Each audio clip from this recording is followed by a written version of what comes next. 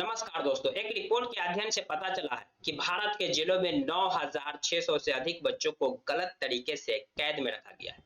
हम उस आधुनिक दौर की बात कर रहे हैं, जिस दौर में सिर्फ मानव अधिकार ही नहीं, बल्कि जानवरों और पौधों के अधिकार की बात की जाती है। उसी दौर में अगर ये रिपोर्ट छपे कि भारत के जेलों में 9,600 से अधिक बच्चों को गलत तरीके से जेलों में कैद किया गया है, तो आप सोच कर देखिए, इससे शर्म की बात क्या हो सकती है। क्योंकि ये बच्चे भारत के भविष्य है।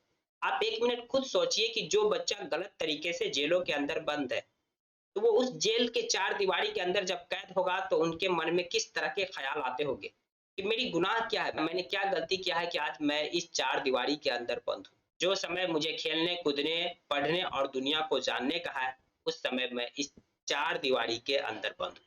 आप खुद सोच कर देखिए ना कि जब वो बच्चा जेल से बाहर निकलेगा, तो उनके ब्रेन में, उनके दिमाग में कैसे-कैसे ख़्याल पैदा होंगे। वो कितने लोगों से बदला लेने के बारे में सोचेगा, इन सब के लिए किन-किन को गुनहगार ठहराएगा और वो बच्चा इस तरह के गलत एक्टिविटी में भी फँस सकते हैं। इन सब के फिर ज़िम्मेदार कौन होंगे? आप खुद इसके बारे में कमेंट करके बताइएगा। चलिए हम जानते हैं इस रिपोर्ट के बारे में। यह रिपोर्ट लंदन स्थित संगठन आइप्रोबोन द्वारा तैयार की गई है।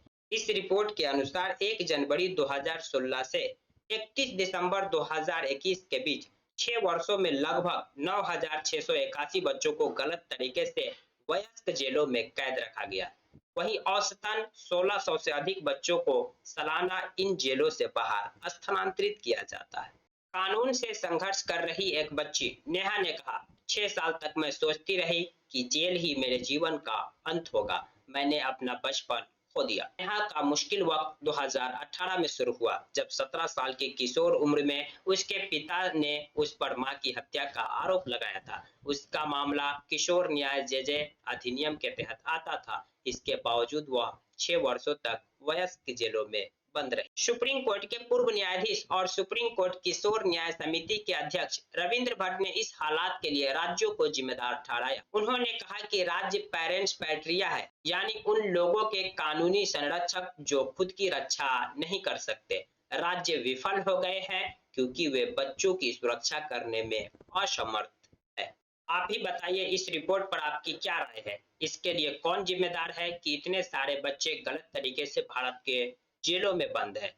इन सब बच्चों के भविष्य का क्या होगा और ये बच्चे जब जेल से बाहर निकलेंगे और ये किस तरह की एक्टिविटी में शामिल होंगे, उनके जवाबदेह कौन बनेंगे? उन सब के जिम्मेदार कौन होंगे?